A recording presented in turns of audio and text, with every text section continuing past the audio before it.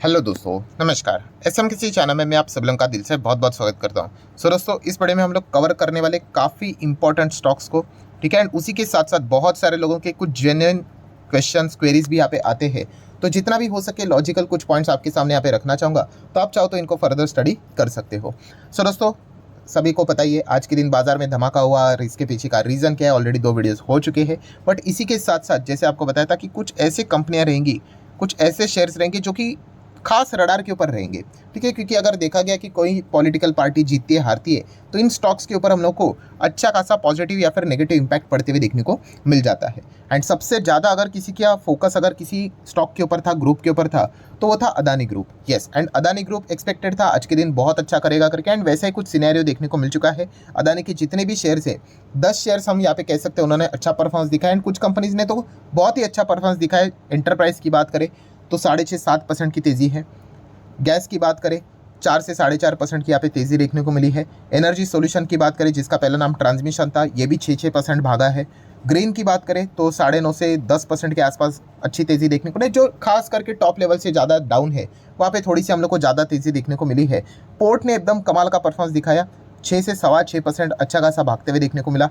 पार की बात करें तो 5-5.5%। विलमार की बात करें तो केवल 1.5%, कुछ ज़्यादा खास नहीं। विलमार वाले बहुत बुरी तरीके से फंस चुके हैं यहाँ पे, क्योंकि जब बाकी ग्रुप के शेयर्स भी अच्छे रिकवर कर लेते हैं, एंड देखा गया तो ये स्टॉक अगर आप चेक भी करोगे तो साल भर में 5 साल में जिस प्रकार से टॉप लेवल से 50-60% गिरा है, उसमें रिकवरी भी बाकी कंपनीज के हिसाब से देखने को मिलती नहीं है। बीच में हम लोगों ने खबर भी देखी थी, कल के दिन भी मैंने इसके ऊपर वीडियो बनाया था। यस कंपनी के CNFO ने भी बोला है कि 3 महीने के भीतर भीतर ये अपना स्टेक यहाँ पे डाइवेस्ट करने का विचार यहाँ पे कर रहे हैं। अभी वो कौन खरीदेगा देख लेते हैं, एंड डाइवेस्ट करेंगे नहीं करेंगे उसकी भी गारंटी नहीं, बिकॉज वैल्यूएशन मैच होना चाहिए। ठीक है, जब खबर आएगी कवर कर लूँगा। नेक्स्ट अगर बात करेंगे तो एनडीटीवी 2-3% की तेज़ी। अंबुजा सीमेंट ने एकदम सरप्राइजिंगली, यूजुअली स्टॉक ये इतना भागते नहीं है, 7-7.25% की तेज़ी। एंड एसीसी सीमेंट भी यूजुअली इतना नहीं भागता है, उसने भी 6 से 6.5% की तेज़ी यहाँ पे दिखाई है। मतलब बेसिकली बताने का मकसद क्या है कि अदानी शेयर्स ने एकदम कमाल का परफॉर्मेंस दिखाया है, एंड आप सभी लोगों को पता ही है कि ये वेल एक्सपेक्टेड चीज़ यहाँ पे हम लोग को देखने को मिलने वाली थी। देन दोस्तों, सबसे ज़्यादा उसके बाद जो कमेंट सेक्शन में सवाल यहाँ पे पूछे जाते हैं, क्या हम लोग अदानी शेयर्स यहाँ पे बाय कर ले, ठीक है, ये बहुत सारे लोग सवाल यहाँ पे पूछते रहते हैं। आज के भी अगर आप वीडियोस को देखोगे तो उनमें आप लोगों को इस प्रकार के बहुत सारे कमेंट्स देखने को यहाँ पे मिल जाते हैं। तो सबसे पहले भाई, इस सवाल का जवाब देने से पहले मैं 2 डिस्क्लेमर देना चाहूँगा। तो डिस्क्लेमर नंबर 1, भाई ये कोई रिकमेंडेशन वाली बात मैं करने वाला नहीं हूँ कि खरीदना है या फिर बेचना है, वो आपकी मर्जी, पैसा आपका, डिसीजन आप ही का होना चाहिए। बट येस, अगर कोई शेयर अगर आप खरीदने या फिर बेचने का विचार करने वाले हो तो उससे रिलेटेड कुछ पॉइंट्स मैं आप लोगों के सामने रख देता हूँ, ठीक है। ये कुछ वैलिड पॉइंट्स होते हैं जो कि आपने विचार करना चाहिए, इनके ऊपर फर्दर स्टडी करना चाहिए, एंड उसके बाद आपको जो सही लगता है डिसीजन आप वहाँ पे ले सकते हो। एंड सेकंड डिस्क्लेमर की बात करें, भाई मेरे पास कोई अदानी के शेयर्स नहीं है, एंड ये अभी की बात नहीं है, जब से ये हिंडनबर्ग वाला ड्रामा स्टार्ट हुआ है तब से लेके अभी तक मैंने हमेशा ये डिस्क्लेमर आपको दिया है कि अदानी के शेयर्स मेरे पास पहले भी नहीं थे। वो ड्यूरिंग द जो बड़ा हम लोग को ड्रामा देखने को मिल रहा था तभी भी नहीं थे, एंड भविष्य की भी अगर बात करें तो यूजुअली अदानी के शेयर्स में जाने की मेरी कोई इच्छा यहाँ पे नहीं है। अभी जैसे ये मैं बोल देता हूँ ना, बहुत सारे लोग जो इमोशनली होते हैं ना, वो एकदम गुस्सा हो जाते हैं कि सर आप ऐसे कैसे बोल सकते हो कि इन शेयर्स में नहीं जाना है करके, मतलब ग्रोथ रहती है, मतलब इन स्टॉक्स को आप अवॉइड नहीं कर सकते करके, देश का विकास है एंड ऑल दैट स्टार्ट यहाँ पे हो जाते हैं। तो दोस्तों, ऐसे इमोशनल डिसीजंस यहाँ पे नहीं ले जाते। मैंने इसके पीछे भी पहले भी आप लोगों को रीज़न बता के रखा होता है। ये स्टॉक्स, ये ग्रुप बहुत हाईली वॉलेटाइल है।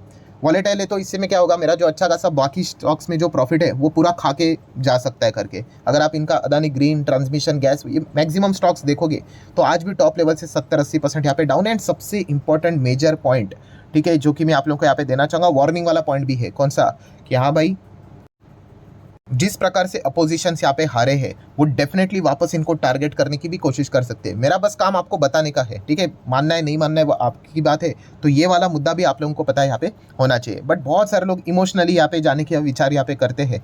तो जैसे मैंने कहा दोस्तों, जो सही लगता है फैसला हर किसी ने अपने अपने हिसाब से यहाँ पे करना चाहिए, ठीक है। अगर मुझे लगता है तो मैं खरीद लूँगा, नहीं लगता है तो नहीं खरीद लूँगा, ठीक है। ऐसी कोई ज़ोर ज़बरदस्ती वाली बात नहीं होती। मैंने इसके पहले भी यहाँ पे बताया था, एक इंसान था लगातार कमेंट यहाँ पे करता था कि खरीदना ही चाहिए वरना देश के खिलाफ है। ऐसा कुछ नहीं होता है दोस्तों, ठीक है। अभी देखा गया तो देश का नमक कौन सा है? टाटा नमक ही खाते ना, तो टाटा जी आके आपको बोलते हैं क्या मेरे शेयर्स खरीद लो वरना आप नमक हराम हो करके? ऐसी कोई चीज़ नहीं होती है दोस्तों, ये तो इमोशनल ड्रामा हो गया करके। सबसे इंपॉर्टेंट चीज़ ये होती है कि आपको जो स्टॉक फंडामेंटली अच्छा लगता है आपने उसमें जाना चाहिए, ठीक है। अगर आपको आपकी स्टडी के हिसाब से डिसीजन लेना है, ठीक है, पासवर्ड आपका, मैंने बहुत बार कहा है, पासवर्ड आपके पास, अकाउंट आपका, पैसा आपका, तो डिसीजन भी आप ही का रहना चाहिए। सुनो सबकी, करो खुद की। तो बस इतना ही कहना चाहूँगा। सो अदानी शेयर्स की अगर हम लोग यहाँ पे बात करें तो मैं पहले से ही यहाँ पे इनको अवॉइड कर रहा हूँ, क्योंकि जैसे मैंने कहा बहुत ज़्यादा वॉलेटाइल रहते हैं, पॉलिटिक्स भी यहाँ पे खेली जाएगी, ठीक है। एंड 2024 अभी 5-6 महीने यहाँ पे बाकी है, तो ये वाला पॉइंट भी आप याद रखना है कि ये वापस अपोजिशन इनको हाईलाइट करने की कोशिश, टारगेट करने की कोशिश जरूर करेंगे, वरना देखा गया तो इनके पास कुछ वैसे बचा ही नहीं है। एंड अगर यहाँ से अगर वो क्लीन स्वीप में अगर निकल गए किधर, सुप्रीम कोर्ट में, जो कि 90% उन्हीं के फेवर में अभी चीज़ें देखने को मिल रही है, तो फिर मतलब हम कह सकते हैं अपोजिशन की सत्ता ही चली गई, ऐसी चीज़ें देखने को यहाँ पे मिल सकती है। तो डेफिनेटली वो इस चीज़ को हाईलाइट यहाँ पे बार बार करने की कोशिश करेंगे, बिकॉज आप सोच सकते हो कि वो जेपीसी तक चले गए थे इसी मुद्दे को पकड़कर, जॉइंट पार्लियामेंट्री कमेटी, ठीक है। मतलब आप अंदाज़ा लगा सकते हैं कितना बड़ा मुद्दा है करके। तो डेफिनेटली मतलब अगर आप खरीदने का विचार कर रहे हो तो ये मुद्दे आपने दिमाग में रखने चाहिए। ऐसा नहीं कि फोमो के चलते, बहुत सारे लोग फोमो के चलते ही खरीदते, अरे भाग रहे चलो चलो चलो पकड़ लेते हैं, कहीं ट्रेन ना छूट जाए, नीचे आ गया, अरे मैं फंस गया, ट्रैप। तो ये वाली चीज़ें मत करना, प्रॉपरली सारी चीज़ों को एनालिसिस करना, और फिर आपको जो सही लगता है डिसीजन आप यहाँ पे ले सकते हो। तो चलिए ठीक है, अदानी से रिलेटेड बात हो गई। देन उसी के साथ साथ जैसे आपको बताया था कि अदानी के साथ साथ कुछ और भी स्टॉक्स है जो अच्छा परफॉर्मेंस दिखा सकते हैं, जैसे कि LIC अच्छा कर सकता है। ये तो अदानी के साथ ही हम लोग को यूजुअली चलते भागते हुए देखने को मिल जाता है। तो आप देख सकते हो 6-6.5% से ऑलमोस्ट 7% की तेज़ी देखने को मिली है। SBI भी अच्छा कर सकता है, पूरा पब्लिक सेक्टर बैंक ही अच्छा करेगा, पब्लिक सेक्टर वाले स्टॉक ही अच्छे करेंगे, बट ये वर्स्ट में बेस्ट बैंकिंग सेक्टर में एक अच्छा देखने को मिल जाता है। तो 4-4.25% की तेज़ी इन्होंने भी यहाँ पे दिखाई है, कमाल का परफॉर्मेंस है।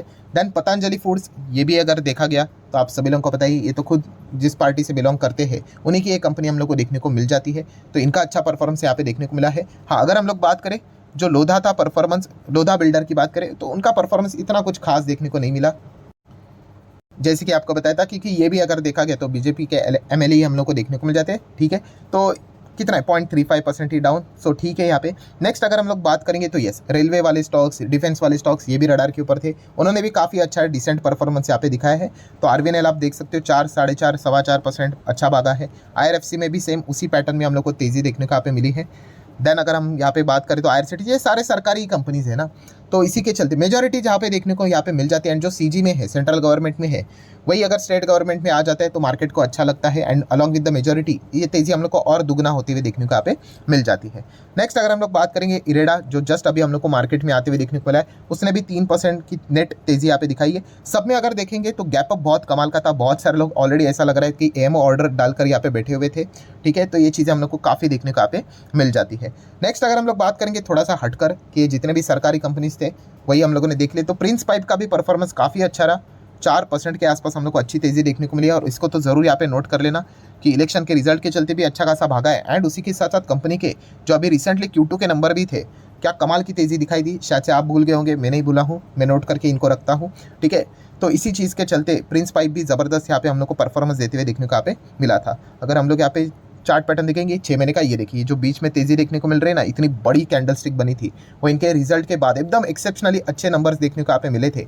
इसी चीज़ के बाद ये स्टॉक ने एकदम एक दिन में करवट यहाँ पे बदल ली थी। तो डेफिनेटली ये स्टॉक को भी आप अपने रडार के ऊपर यहाँ पे रख सकते हो। इनके बिजनेस कोई खराब नहीं, बट ऐसी छोटी कंपनियाँ हैं, सो छोटे कंपनी में वॉलेटिलिटी भी उतनी रहती है, ये वाला पॉइंट भी हम लोग को अच्छा खासा पता है यहाँ पे होना चाहिए।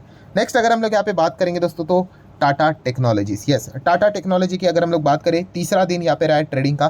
पहला दिन काफ़ी अच्छा रहा, धूम धड़ाकेदार हम लोग को लिस्टिंग होते हुए देखने को मिली। सेकंड दिन देखा गया तो 7-8% अच्छा खासा क्रैश हो गया। एंड आज के दिन की भी अगर हम लोग बात करें तो बीच में शुरुआत जो हुई थी वो बहुत ही खतरनाक यहाँ पे हुई थी। आप देख सकते कितनी ज़बरदस्त बिकवाली देखने को मिली थी, लगातार लोअर लो यहाँ पे कट ही हो रहा था, ऐसा लग रहा था कि क्या और नीचे ही जाने वाला है करके। तो उसके बाद हम देख सकते हैं एक टाइम के बाद संभल गया और थोड़ा सा बाइंग आ गया, फिर वापस सेलिंग यहाँ पे आ गया। तो हम कह सकते हैं कंपनी बुरी नहीं है, जैसे मैंने पहले भी आप लोगों को आईफोन का एग्जांपल देकर रखा हुआ था, थोड़ी सी ओवर वैल्यूड हम लोग को देखने को यहाँ पे मिल रही। तो जल्दबाजी मत करना, इसके पहले भी मैंने बहुत बार कहा है कि जहाँ पे आप जल्दबाजी करोगे, फोमो के चलते आप बाइंग करने का विचार करोगे, तो टिकना थोड़ा मुश्किल यहाँ पे हो जाता है। जो फोमो के चलते बाइंग करता है वो जैसे स्टॉक नीचे आ जाएगा वो डर के मारे उसको निकाल भी देगा, ठीक है। तो कंपनी के बिजनेस को देखकर आप लोगों ने डिसीजन यहाँ पे लेने चाहिए। बिजनेस तो कोई खराब यहाँ पे है नहीं, सिर्फ अभी हम लोग को देखना है कि कंपनी के क्वार्टरली नंबर्स यहाँ पे कैसे आते हैं, क्योंकि प्रीमियम वैल्यूएशन के ऊपर कंपनी अच्छा खासा भागते हुए देखने को यहाँ पे मिल रहा है। सो IPO तो एकदम धमाकेदार यहाँ पे रहा है। जिनको IPO लगानी है उन्होंने भी ओपन मार्केट में ज़बरदस्त खरीद लिया और उसके बाद तो स्टॉक 1400 तक चला गया था। सो वहाँ से लेकर अभी तक हम देख सकते हैं 1200 के नीचे फिलहाल तो देखने को यहाँ पे मिल रहा है। देख लेते हैं आगे क्या होता है करके। तो जितने भी इंपॉर्टेंट पॉइंट्स थे सारे यहाँ पे कवर कर लिए। वीडियो अच्छा लगा होगा तो चाहो तो लाइक एंड शेयर कर सकते हो। सो मिलते हैं अगले वीडियो में, तब तक के लिए बाय बाय।